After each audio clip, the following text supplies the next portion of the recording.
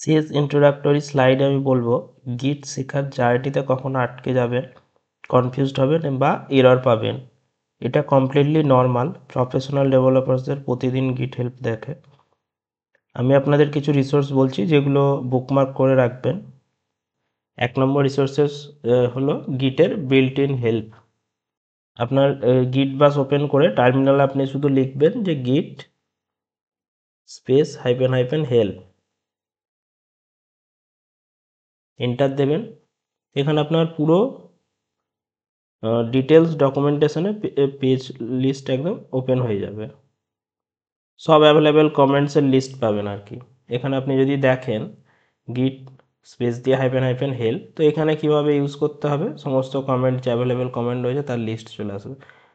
ক্লোনের repository into a new directory, init, add, mv, restore, rm, diff, grep, log, source, status, মানে পুরো কোনটার কী কাজ এখানে দিয়ে দিয়েছে। সব অ্যাভেলেবেল কমেন্টসের লিস্ট পাবেন।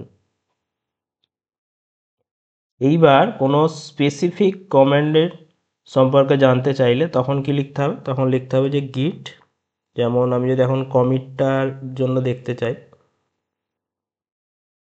এখানে ওই কমেন্টটার নাম দিলাম, দিয়ে তারপর লিখব যে হাইফেন হাইফেন হেল্প। এবার যদি আমি এন্টার দিই, তো এরকমভাবে যদি আমরা হাইফেন হাইফেন হেল্প পুরোটা লিখি, তো সেই ক্ষেত্রে আমাদের এরকম একটা ডকুমেন্টেশন, ডিটেলস ডকুমেন্টেশনের পেজ খুলবে। সেটা পরেও আমরা দেখতে পারি। ব্রাউজারে এটা আমাদের ওপেন হয়ে যাবে পুরো ডকুমেন্টেশন। তো সেইটাতে এরকম দেখাবে।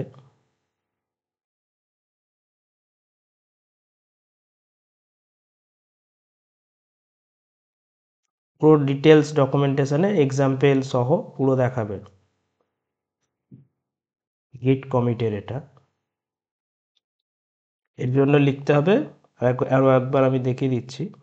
এর জন্য লিখতে হবে এই কমেন্টটা গিট, তারপর যে কমেন্টারের জন্য আমরা ডকুমেন্টেশন চাইছি যে কীভাবে ইউজ করতে হয় বা কী কী আরও কমেন্ট এর সাথে অ্যাভেলেবেল রয়েছে, তো সেটার ক্ষেত্রে আমরা সেই কমেন্টটা দেবো, দিয়ে হাইফেন হাইফেন হেল্প। আর যদি কুইক রেফারেন্স চাই তখন শুধু হাইফেন হেল্প লিখলেই হবে, তাহলে সেটা এখানেই দেখিয়ে দেবে। যদি কুইক রেফারেন্স চান শুধু মাইনাস বা হাইফেন এইচ দিলেই হবে। যেমন এখানে যদি আমি গিট কমিট মাইনাস বা হাইফেন এইচ যদি দিই, এন্টার দিই, তো তাহলে গিট কমিটের যে কমেন্টটা রয়েছে তার একদম কুইক রেফারেন্সে তার ডিটেলস পুরো এখানে দিয়ে দিয়েছে। এখানে দিয়েছে ইউজেস গিট কমিট বলে, এখানে কী কীভাবে ইউজ করা যায়, কোনটার কী কাজ, এখানে কিন্তু সব দিয়ে দিয়েছে কমিটের। এছাড়া রেফারেন্সের জন্য দ্বিতীয় যেটা আর একটা সাইট যেটা সেটা রয়েছে গিট এসসিএম, গিট হাইফেন এসসিএম, হ্যাঁ গিট এসসিএম ডক।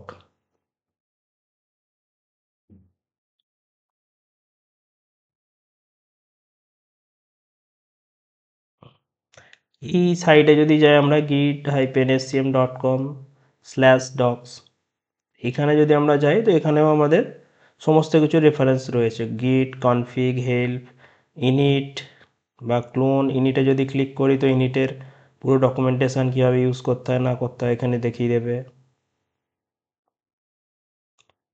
কনফিগে যদি ক্লিক করি, যেরকম দেখাচ্ছিলাম git config list, config get set, এখানে কনফিগের পুরো ডকুমেন্টেশন দেখিয়ে দেবে। তো এটাও একটা রেফারেন্সে আমাদের ডকুমেন্টেশন আমাদের যদি দরকার হয় কোনো স্পেসিফিক কমেন্ট বা সমস্ত ব্যাপারে আরও ডিটেলসে জানতে, তো এটা আমরা ইউজ করতে পারি। git-scm.com/doc, এটা অফিসিয়াল ডক্স, প্রো গিট বুক, মানে এখানে সমস্ত কিছু আমরা পাবো।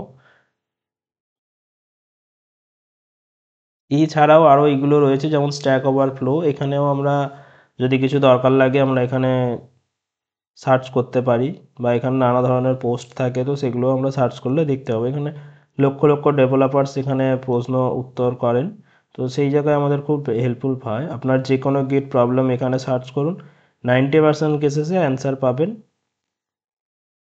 অলরেডি কেউ না কেউ পোস্ট করেছিল বা কেউ না কেউ অ্যান্সার দিয়েছে।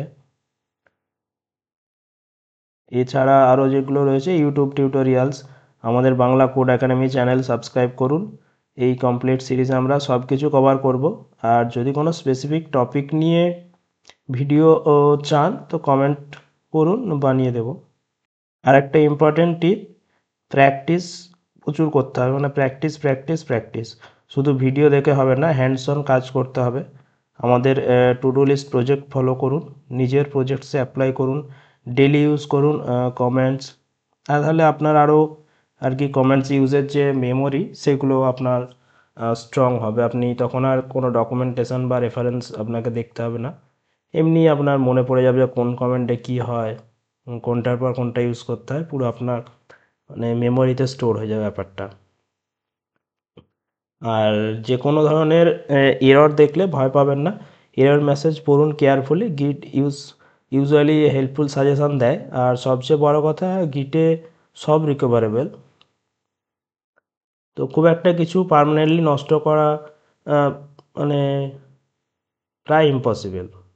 যে কোনো কিছু একটা আমার পার্মানেন্টলি ডিলিট হয়ে যাবে, সেটাকে আর রিকভার করা যাবে না, সেরকমটা খুবই কম হয়, তো পুরোটাই রিকভারেবল। চলুন এবার আমরা অ্যাকচুয়াল প্রজেক্ট শুরু করি। পরের মডিউল থেকে টু ডু লিস্ট অ্যাপ্লিকেশন তৈরি করা শুরু করব আমরা। তো এরপর থেকে আমাদের প্র্যাকটিক্যালি যেগুলো ব্যাপারগুলো প্রজেক্টের উপর কীভাবে অ্যাপ্লাই হয় না হয়, সেই জিনিসগুলো ডিটেলস আস্তে আস্তে আসবে। তো সাথে থাকুন। ভালো লাগলে অবশ্যই সাবস্ক্রাইব করবেন, শেয়ার করবেন, অবশ্যই কমেন্ট করে জানাবেন। ফিরে আসবো আবার নতুন কোনো এপিসোড নিয়ে।